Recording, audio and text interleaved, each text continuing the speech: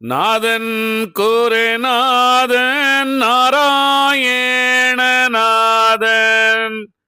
மாதவனோ தட்சணத்தில் மாமரத்து மாவடியில் மாணவை பதிமுகத்தில் மாதி கன்னி பார்வையிலும் இணையான வஞ்சவரில் ஏற்ற அருச்சுணனும் மணமானநாதன் மகாபரநீதனாட்டி வணங்கும் தவத்தால் வந்தார் தாமரைபதியில் தெச்சணாமூலை தென்வாரியத்தமதில் மிச்சமுள்ள தேவர் முழங்கி கூறவையிடம் தேவர் திசையேட்டும் செய்ய செய்ய நெருங்க மூவர் அதிசயமாய் மோடு வழிதால் திறந்து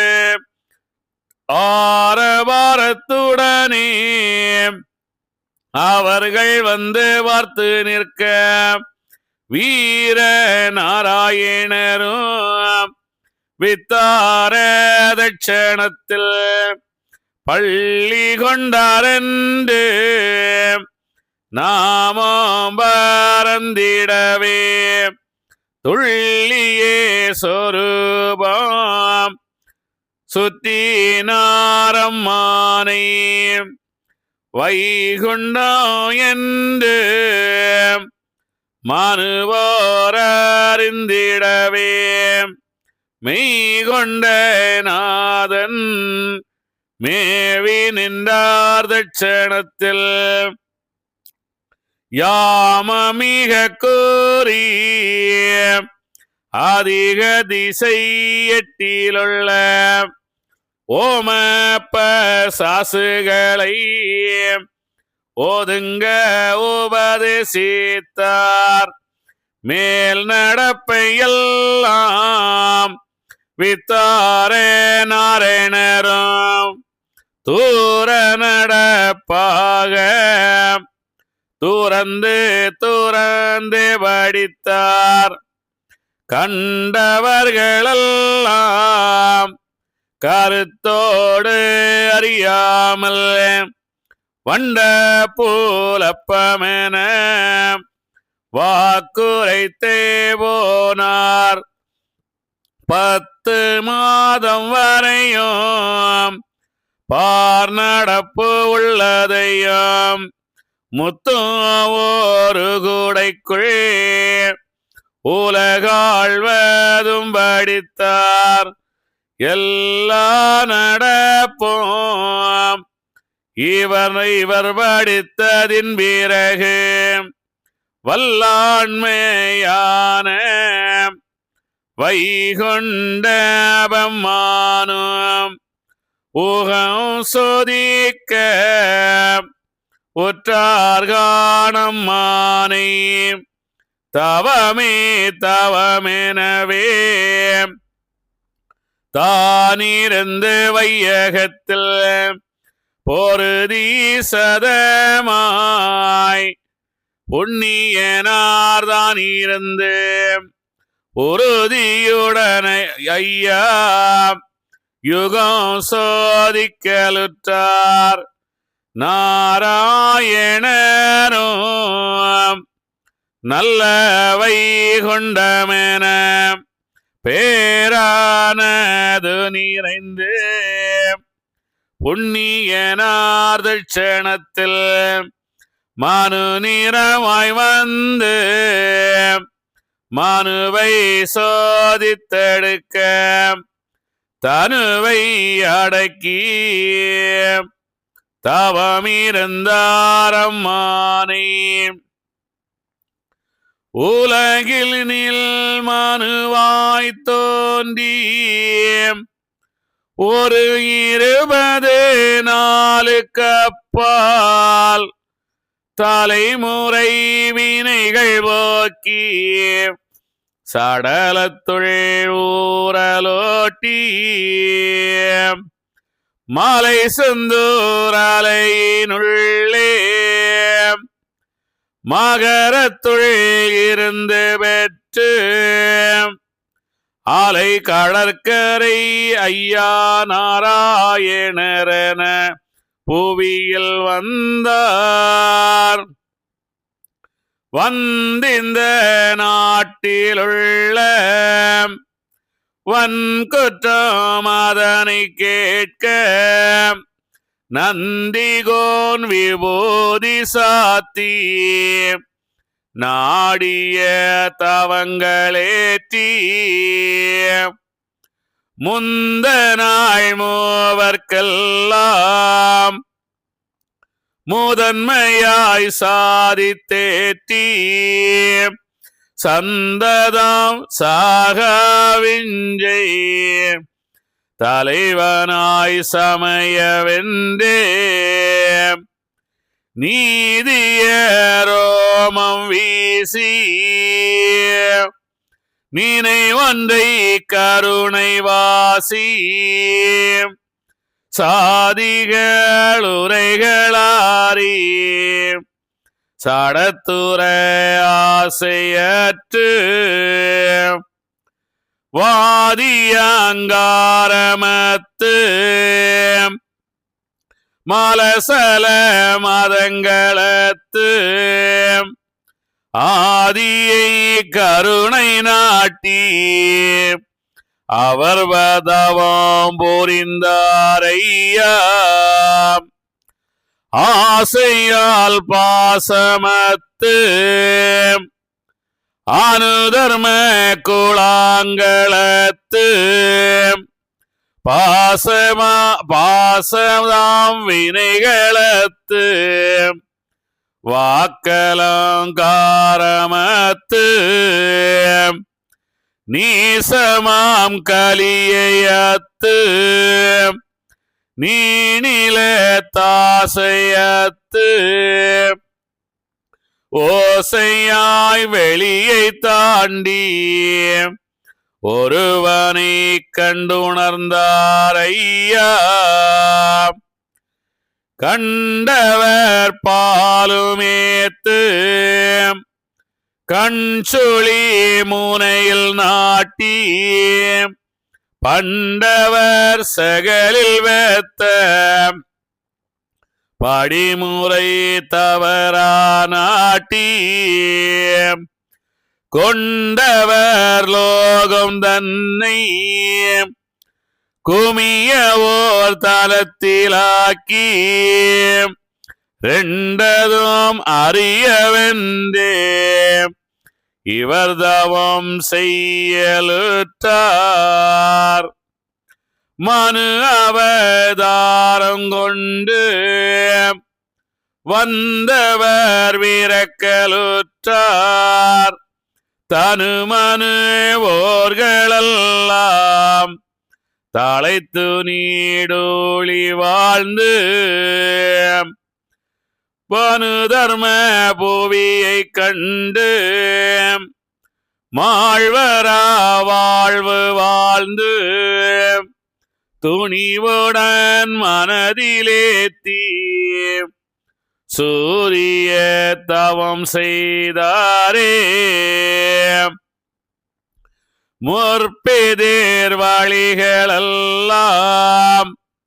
முதன்மை போலாக என்றும் கற்பினை படியே தோன்றி கலியுகம் மீதில் வந்தார் அற்புத மடவாரோடும்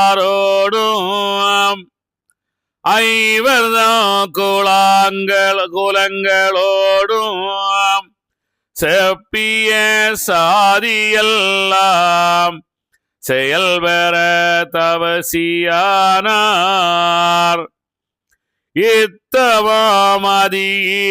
இத்தவமதியெல்லாம் இயல்புடன் வசமேயாக குற்றமில்லாத குற்றமே செய்வோம் நீச கொடுகளி வழிகள் சாக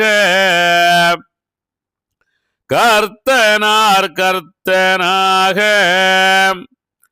கலியுக தீர்வையாக உற்றவை கொண்ட சுவாமி ஒரு குடை கரசு பெற்றார். இந்த வரிகள் தமிழ்ல தான் எழுதியிருக்கிறாங்க. தமிழ்ல தானே எழுதியிருக்கிறாங்க இல்லையா? ஒரு தமிழ் கூடவா, நம்ம தாய்மொழி தமிழ், அந்த தமிழ் கூடவா, அதாவது படிக்கவே வேண்டாம். ஏபிசிடி படிக்காதவங்க கூட தமிழ் பேச தெரிஞ்சவங்க கூட இந்த வரிகளை கேட்டு உண்மை என்ன அப்படின்னு சொல்லுவாங்க. இல்லை, இது அரிகோபால சிஸ்டர் தான் சொல்றாரு, நம்ம சொல்லல, அவரு தான் சொல்லிட்டு வர்றாரு பாருங்க. என்ன சொல்லுறாரு பாருங்க, அங்கே அதாவது இந்த உலகத்துல இந்த திருவாசகம் எழுதி அனுப்புறாங்க அப்படின்னு சொல்லுகின்றார். அது என்ன இது நம்ம பார்த்தோம். அதாவது நீங்கள் இதுவெல்லாம் இந்நாள் வரைக்கும் வீணில் செலவிடாமலும் விருதாவில் போட்டு நரைகள் விழாமல் இருக்கவும், வீணில் செலவிடாமலும் விருதாவில் நரைகள் விழாமலும் இருக்க கடவுளது நாராயண ஐயண்ட சுவாமி திருவாக்கு உபதேச கருணையினால் மாமுனி எழுதி வச்ச வாசம் அப்படின்னு சொல்லிட்டார். இது நம்ம தெளிவா பார்த்துட்டோம் எல்லாமே. அதாவது ஒரு விஷயம் என்ன அப்படின்னா, ஞாபகம் நல்ல எல்லாருமே ஒரு ஞாபகம் வச்சுக்கணும். நம்ம 1 ரூபா கஷ்டப்பட்டு உழைச்சு சம்பாதிக்கிறோம்.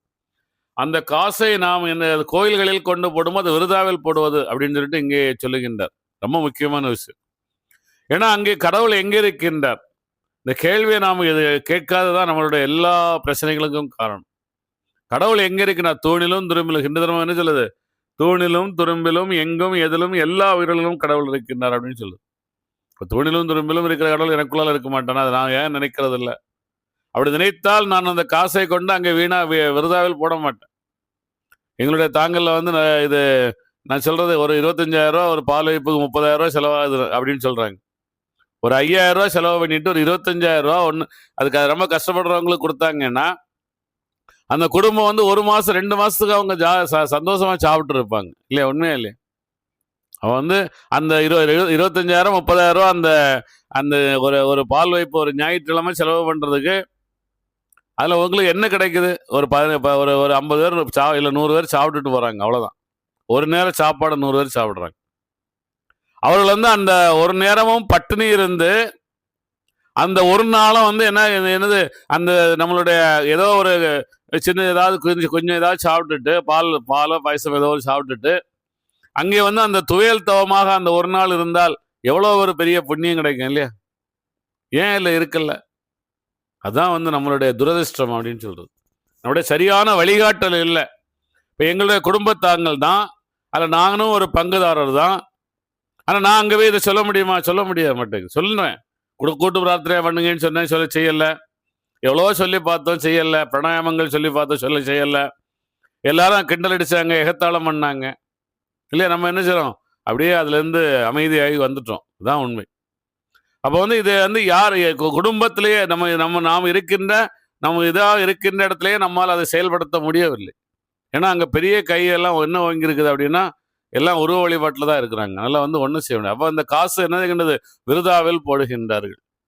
அது கொண்டு போய் என்ன செய்யணும்? விருதாவில். நீங்க என்னை சுவாமி தோப்பு கொடுக்குற அத்தனையும் விருதாவில் தான் போடுறீங்க. யாருக்கு போய் சேருது?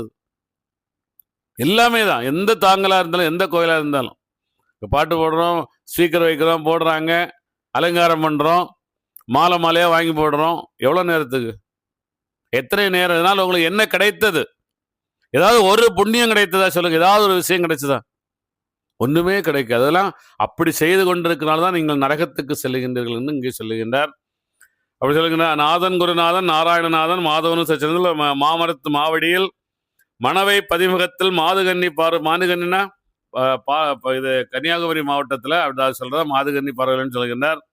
அந்த கன்னியாகுமரி அம்மா இருக்கின்ற அவளுடைய பார்வையில் மணவை பதிமுகத்தில் மாதுகன்னி பார்வையில் இது இணையாக பஞ்சாலி ஏற்ற அர்ஜுனனும் அப்படின்னலாம் நிறைய கதையை சொல்லிட்டு ஆரவாரத்துடனே அவர்கள் வாசலே வீரநாராயணன் வித்தார சச்சனத்தில் பள்ளி கொண்டார் என்று நாமம் பறந்துடுவேன்.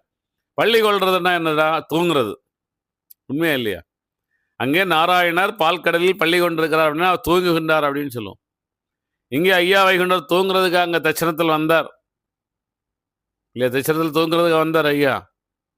அவர் விழிப்புணர்வு அடைய வந்தார், தவம் இயற்ற வந்தார். இதெல்லாம் தமிழில் தான் எழுதியிருக்கிறாங்க. நீங்கள் வந்து அங்கே ஐயா வைகுண்டர் வந்து கடவுளாக வந்துட்டா எதுக்கு அவர் தவம் இயற்ற வேண்டும்?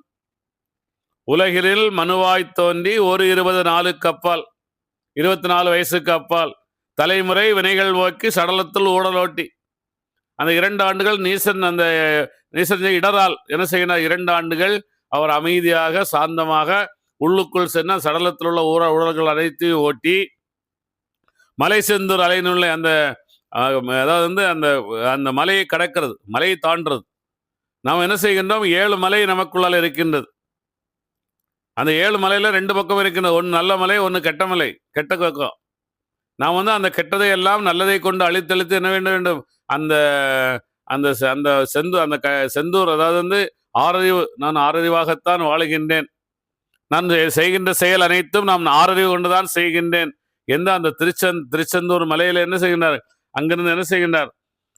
அலையினுள்ளே மகரத்துள் இருந்து பெற்று, மகரம் என்ற மனதிலிருந்து, மகரம் என்ற மனதிலிருந்து யார் வருகின்றார்? அலைகடல் என்ன? ஐயா நாராயணர் என்ன?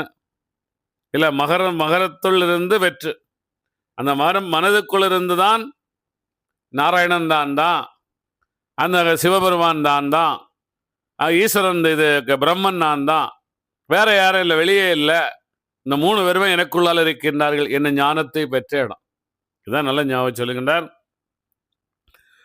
வந்திந்த நாட்டிலுள்ள வன்குற்றம் அதனை கேட்க நந்திகோன் விபூதி சாத்தி நாடிய தவங்களேற்றி முந்த நாள் மூவருக்கெல்லாம் முதன்மையாய் சாதித்தேற்றி சந்ததம் சாகாவஞ்சை தலைவனாக சமயவென்று. சமயம் அப்படின்னா என்ன அப்படின்னா, அதாவது சமயம் நம்ம வந்து இப்போ ஜாதி எப்படி பிரிக்கிறாங்க அப்படின்னா, அவன் வந்து ஒரு அழுக்காரவனாக இருந்தால் அவன் கீழ் ஜாதின்னு சொல்கிறாங்க. அவன் அறகுறையாக சாப்பிட்டு அவன் வந்து சுத்தம் இல்லாமல் இருந்தானா அவனை கீழ் ஜாதின்னு சொல்கிறாங்க. சுத்தமாக இருக்கிறவங்களும் மேல் ஜாதின்னு சொல்கிறாங்க. இதுதான் உண்மை. இப்போ ஐயா என்ன செய்கின்றார்? சுத்தமானவனாக வந்து விட்டார், அந்த மேல் நோக்கி வந்து விட்டார். அதை சொல்லி சாதி தேற்றி முந்த நாள் மூவருக்கெல்லாம் சரி, இப்போ எதுக்கு கடவுளுக்கு தவம் இருக்கணும்? கடவுள் தானே அங்கே திருச்செந்தூர் கடலேருந்து வந்தார். அப்புறம் அவர் எதுக்கு தவம் இருக்கணும்? யாராவது கடவுள் தவம் இருப்பாங்களா எங்கேயாவது? இல்லை, கடவுளும் தவம் இருப்பார் அப்படின்னுலாம் உடனே அது கதையெல்லாம் விடுவாங்க. கடவுள் ஆவது தவம் ஏற்றி தான் கடவுளாகவே ஆகிறது. அந்த தவம் ஏற்றி கடவுளாக ஆகிறவங்க திருப்பி எதுக்கு இங்கே வந்து தவம் ஏற்றணும் இல்லையா? இந்த விஷயங்கள் எல்லாம் கண்டிப்பாக தெரிந்து கொள்ள. சந்ததம் சாகா விஞ்சை தலைவனாய் சமய வெஞ்சை, சாகாத விஞ்சை, பிரவாத பேரின்பம் செல்லுகின்ற அந்த விஞ்சை இங்கே பெற்றுவிட்டார். அதுக்கு அதேபோல் நடத்துகின்றார். நீதிய ரோமம் வீசி நினைவு ஒன்றே கருணை வாசி. நினைவு ஒன்று தாங்க, ஒரே நினைவு தான். இறைவன் எனக்குள்ளால் இருக்கின்றான், நான் இறைவனாக செல்லுகின்றேன், நான் இறைவனாக பரிணமிக்கின்றேன், நான் இறைநிலை செல்லுகின்றேன் என்ற எண்ணம் நமக்கு வந்தால் தான் நாம் இறைவனாக ஆக முடியும். வெளியே இறைவனா நம்ம இறைவனாக வேண்டும். அதான் நீதிய ரோமம் வீசி அப்படின்னா, ரோமம் என்றால் முடி. அது வந்து நீதி அப்படின்னா நீதிக்கு நேர்மையாக, நீதியாக, அந்த அதாவது ஒவ்வொரு செயலையும் விழிப்புணர்வுடன் செய்து, அதான் ரோம வீசினா அதான் ஒவ்வொரு செயலையும் விழிப்புணர்வுடன் செய்து நினைவு ஒன்றை எனக்குள்ளால இறைவன் என்ற ஒரே நினைவை கருணை வாசி சாதிகள் உரைகளாரை சடத்துற ஆசையற்று. அது வந்து இந்த உடலால தான் நம்ம வந்து இந்த பேரின்பத்துக்கு செல்லுகின்றோம்.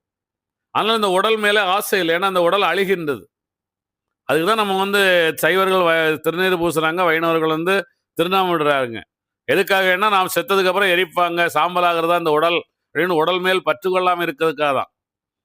அதே போல் இந்த திருமண் போடுறவங்க வந்து மண்ணோடு மண்ணாவது போகிறதுக்காக நாம் தினமும் அதை நினைச்சு அந்த உடல் மண்ணோடு மண்ணாவது தானே செல்லுகின்றது. ஆனால் உடலிலே ஆசை வேண்டாம், உடல் ஆசை வேண்டாம் அப்படின்ற சடத்துல ஆசை வெற்றதான் சொல்லுகின்றார். ஆசை இது நீதிய ரோம வீசி நினைவொன்றை கருணை வாசி சாதுகள் உரைகள் வாரி சடத்துற ஆசையற்று வாதி ஆங்காரமற்று மலசல மதங்களற்று. ஆங்காரம் இருக்கவே இருக்கு. நான் இறைவன், நான் பெரியவன், நான் இந்த உலகில் நிறைய அறிவுகளுடன் பிறந்திருக்கின்றேன் அப்படின்னாலாம் அந்த அந்த அகங்காரம் எல்லாம் இருக்கவே இருக்குது. ஏன் அப்படின்னா எல்லா உயிரும் இறைவன், நம்ம மட்டும் இல்லை. நான் இறைவனாக செல்ல இருக்கின்றேன், ஆனால் எல்லா உயிருமே இறைவன் தானே. இப்போ யார்கிட்டவே நம்ம அகங்காரம் கொள்வது இல்லையா? சொல்லுகின்றார். ஆதி ஆங்காரமத்து மலசல மதங்களத்து. மலசலன்னா அதாவது நம்ம பாத்ரூம் போகிறதெல்லாம் அதெல்லாம் அற்று அப்படின்னு சொல்லுகின்றார். அப்படின்னா அப்போ சாப்பிடாமலே இருந்திருப்பான்னு சொல்கிறீங்களா? சாப்பிடாம இருக்கவே முடியாது. சாப்பிடாம இருந்தால் மனுஷன் வந்து எந்த ஒரு இயக்கமும் செய்ய முடியாது, அதனால வேலையே செய்ய முடியாது. ஆனால் நீ வந்து உன்னுடைய உடல் நீ ஒன்றுனாதான் சாப்பிட்டாதான் உன்னுடைய உடல் வந்து ஆரோக்கியமாக இருக்க, நீ வந்து உழைக்க முடியும். நீ வந்து சாப்பிடாம இருந்தால் உழைக்கவே முடியாது. அப்போ நீ ஏதோ உண்ணுகின்ற உணவு அடுத்தவங்க தான் உனக்கு தரணும். அப்போ அதுவே ஒரு பெரிய கர்மாவாக சென்று விடும். அதான் உண்மை. அதான் சொல்லுங்கன்னா, ஆதியை கருணை நாட்டி அவர்தரம் புரிந்தார் ஐயா. ஆசையால் பாசமத்து அனுதர்ம குலாங்களத்து. ஆசையால் பாசமத்துன்னா பாசம். இப்போ எனக்கு வந்து என்னுடைய மனைவி குழந்தைகள் மேல பாசம் இருக்குது. அது ஆசையால் பாசமத்துன்னு சொல்றாங்க. இதுக்கு என்ன அர்த்தம் புரியுதா உங்களுக்கு? அதாவது வந்து நான் அந்த பாசத்தை மறக்கிறதுக்கு ஆசைப்படுகின்றோம் தான். பாசம் வேண்டாம், நான் தவம் இயற்ற வேண்டும், அந்த அது ஆசையால் பாசமற்று அனுதர்ம குலாங்களற்று. அது வந்து எனக்கு சொந்த பந்தங்கள் எல்லா எல்லா இந்த குழுமம் நண்பர்கள் இதெல்லாம் இல்லாமல் மாசதான் வினைகளத்து. அப்படின்னா அதெல்லாம் அவர் அத்துன்னா உடனே நீங்க அத்து இறந்துட்டாங்க அப்படி இல்லை. அதெல்லாம் அவர் கண் கொள்ளாமல் அவர் அகத்துக்குள்ளாலே அந்த தோணாத பொருளாகிய அந்த சிவபெருமானை காண்பதற்கு எண்ணங்கள் அற்று அங்கே செல்லுங்க. எண்ணங்கள் அறும்போது நம்ம என்ன பாசம் இருக்கு நமக்கு? எண்ணமே இல்லாமல் இருக்கும்போது நீ யாரிடம் பாசம் வைப்பாய்? எண்ணமே இல்லாமல் இருக்கும்போது நாம் எதை ஆசை கொள்வது? எண்ணம் இல்லாத அந்த கைலைக்கு இங்கே பகவான் செல்லுகின்றார். நீசமாம் கலியை எத்து, அதாவது 8 கண்மங்கள் தீரும்போது அந்த களி ஒடுங்கி விடுகின்றது. கலியை எத்து ஓசையாய் வெளியை தாண்டி ஒருவனை கண்டு உணர்ந்தார் ஐயா. ஒருவனை கண்டு உணர்ந்தார் ஐயா. எங்கே கண்டு உணர்ந்தார்? தனக்குள்ளால் தான் இறைவன் இருக்கின்றான் என்று கண்டு உணர்ந்தார். வேற வெளியே இறைவன் என்று கண்டு உணரவில்லை. அதான் நல்ல ஞாபகம் வச்சுங்க. ஓசையை வெளியை தாண்டினா அந்த அண்டத்தை தாண்டி எல்லாமே, இந்த அண்டத்தில் இருக்கின்ற இறைவன் இந்த பிண்டத்தில் இருக்கின்றான், தனக்குள்ளாலே தாண்டி. அது வந்து நம்ம எல்லாரும் என்ன நினைக்கிறோம்? எல்லாமே நம்ம இந்த உடலுடன் தான் இருக்கின்றது. ஆனால் எல்லையற்றது இந்த உடலில் இருக்கின்றது, நமக்குள் இருக்கின்றது அப்படின்றத நாம் படைக்க வேண்டும். அது அங்கே ஐயா வந்து வைகுண்டர் படைக்கின்றார். ஆதியை கருணை நாட்டு அவர் இல்லை ஓசையாய் வெளியை தாண்டி. வெளியேனா அதாவது உள்ளே வெளியை தாண்டி. நீங்க வெளியே இறைவன்னா நீங்க எதுவுமே கண்டுகொள்ள முடியாது, பார்க்கவே முடியாது. உள்ளாலே வெளியை தாண்டி உள்ளாலே சென்று முழுமையாக அந்த இறைவனை ஓசையாய் வெளியை தாண்டி ஒருவனை கண்டுணர்ந்தார். ஓசையால் வெளியை தாண்டி வெளியே இறைவன் என்றதை நீங்கள் நினைச்சீங்கன்னா நீங்க உங்களுக்குள்ளால போகவே முடியாது. இது வெளியே கும்பிட்டு அப்படியே போயிட்டே இருக்க வேண்டியதுதான்.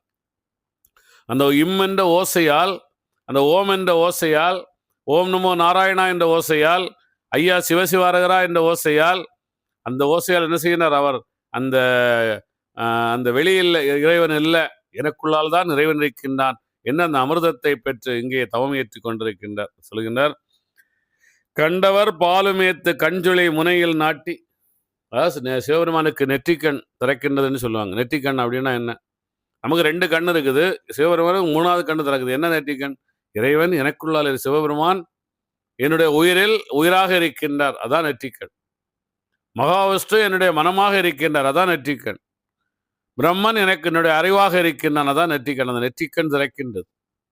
நெற்றிக்கண் திறந்தா போதாது, நெற்றிக்கண் திறக்க ஒரு ஞானம்தான். அதுக்கு மேல் நாம் இன்னும் என்ன செய்ய வேண்டும்? முழு இறைநிலை அடைவதற்கு நாம் மேலே சகஸ்ராரத்துக்கு செல்ல வேண்டும். இதான் வந்து சொல்லுவாங்க, கண்டவர் பாலுமேத்து கண்சொலி முனையில் நாட்டி, பண்டவர் சகலில் பெத்த படிமுறை தவறா நாட்டி. அங்கே அவர் பெற்றார்லே அந்த விஞ்சையை போல எல்லாமே சரியாக அதே போல் நாட்டுகின்றார். கொண்டவர் நோகம் தன்னை குமியோர் தளத்திலாக்கி. எல்லாமே முதல்ல என்னன்னா, நான் வந்து தாரணை குமியன்னா ஒரே எண்ணமே இல்லாம ஒரே நிலையில் இருக்கணும். இறைவன் எனக்குள்ளால் அதே ஒரே நிலை, இறைவன் எனக்குள்ளால். இல்லைன்னா இம் ஓம் ஓம் அந்த ஒரே மந்திரம். அப்போ அந்த ஒரே மந்திரத்தில் இருக்கும்போது நமக்கு நம்ம மந்திரம் தான் சொல்லி கொண்டிருப்போமே தவிர எண்ணங்கள் வெளியே சென்று விடும். அப்போ அதெல்லாம் நாம் தாண்டி என்ன செய்யணும்? அந்த பிராணாயாமங்கள் செய்து அந்த எண்ணம் அற்ற நிலை, முழுமையாக அற்ற நிலையை நாம் வர வேண்டும். அதான் சொல்லுகிறார், பண்டவர் சகலில் பெற்ற படிமுறை தவறா நாட்டி. அவர் சொன்னார் இல்லையா, அந்த கலையோடு கலையை தாக்கி கண்ணின் மேல் கருணை நாட்டி மலையோடு மலையை தாண்டின்னு சொன்னார் இல்லையா, அந்த மலை தான் இங்கு கலி என்ற மலையை தாண்டணும். அப்போ அதை நான் இந்த மூச்சு காற்றை அது எங்கிருந்து அந்த அந்த எண்ணங்கள் வருகின்றது என்பதை புரிந்து அதை கொஞ்சம் கொஞ்சமாக அடக்க வேண்டும். தான் குமியோர் ஒரே தளத்தில் நாட்டி ஒரே ஒரே எண்ணமாக வர வேண்டும். கொஞ்சம் கொஞ்சமாக அந்த எண்ணத்தை தள்ளி தள்ளி ஒரே எண்ணமாக வந்து அந்த எண்ணத்தையும் என்ன செய்ய வேண்டும், அகற்றிவிட வேண்டும் தான் சொல்கின்றார். மனு அவதாரம் கொண்டு வந்தவர் பிறக்கலுற்றார். ஒரு மனுவாக, அதாவது வந்து ஒரு மனிதனாக வந்தவர் இறைவனாக பிறக்கலுற்றார். தனு மனு ஓர்களெல்லாம் தலைத்து நீடோழி வாழ்க. தனு மனு ஓர்கள், தனுன்னா உடல். இந்த உடல் எடுத்தவர்கள் எல்லாம் என்ன செய்ய, நீடோழி காலம் இந்த உடல் எடுத்து தன்னை உணர்ந்து தனக்குள்ளால இறைவனை உணர்ந்து என்ன செய்ய வேண்டும், அந்த இது உடல் இல்லாமல் நீடோழி காலம் வாழலாம். இந்த இறப்பு பிறப்பு இல்லாத அந்த வாழ்க்கையை நமக்கு தருவார். அப்படி அதுக்காக இந்த தவமேற்றுகின்ற நீடோழி வாழ்ந்து மனு தர்ம புவியை கண்டு மாழ்வரா வாழ்ந்து மனு தர்மபுரி, மனு தர்மபுரின்னு போட்டிருக்கிறாங்க. இல்லை, மனு தர்மபுரி தான் அது. மனுஷன் இந்த உலகத்தில் எப்படி வாழ வேண்டும் என்ற அந்த அந்த வாழ்க்கை பாடத்தை சரியாக வாழ்ந்து காட்டி வாழ்ந்து துணியுடன் மனதிலேத்தி சூரிய தவம். சூரியன் எங்கேயும் பிரகாசிச்சுட்டு இருக்கான் இல்லையா? அந்த சூரியனுடைய ஒளியை தான் சந்திரனே எடுத்து நமக்கு பிரகாசிக்கின்றான். சூரிய ஒளி எங்கும் பறந்து இருக்கின்றது. அப்புறம் எங்கும் பறந்து விரிந்த இறைவன் எனக்குள்ளாலே என்று இருப்பவர்கள் தான் சூரிய சவம் செய்கின்றார்கள். அதான் அண்டத்தை எல்லாம் இந்த பிண்டத்தில் படைக்கின்றார்கள். அதான் எல்லாமே அதான். சந்திரனும் சூரியனும், அதாவது ஐயா என்னமோ ஒரு இடத்துல சொல்லுவார், அதாவது வந்து கண்ணபுரான் அங்கே கீதையில சொல்லுவார் அப்படின்னு முதல்ல சொல்லுவாங்க. இப்பெல்லாம் கீதையில அந்த வரியெல்லாம் எடுத்துட்டாங்க. என்ன வரினா, சூரியன் வடக்கே செல்லுகின்ற 6 மாதங்கள் மரணம் சம்பவித்தால் சொர்க்கம் கிடைக்கும் அப்படின்னு சொல்லுவாங்க. சூரியன் தெற்கே போகின்ற 6 மாதங்கள் மரணம் சம்பவித்தால் நரகம் கிடைக்கும்னு சொல்லுவாங்க. சூரியன் எங்கேயாவது மேலே வடக்கையும் தெற்கையும் போகுதா? இல்லை அங்கெங்கே ஏதாவது போகுதா சொல்லுங்க? பூமி தான் சுழலும் போது அங்கும் மாறி சுழலுகின்றது. எப்பவுமே சூரியன் சுழல்வது, அதான் சூரிய தவம்.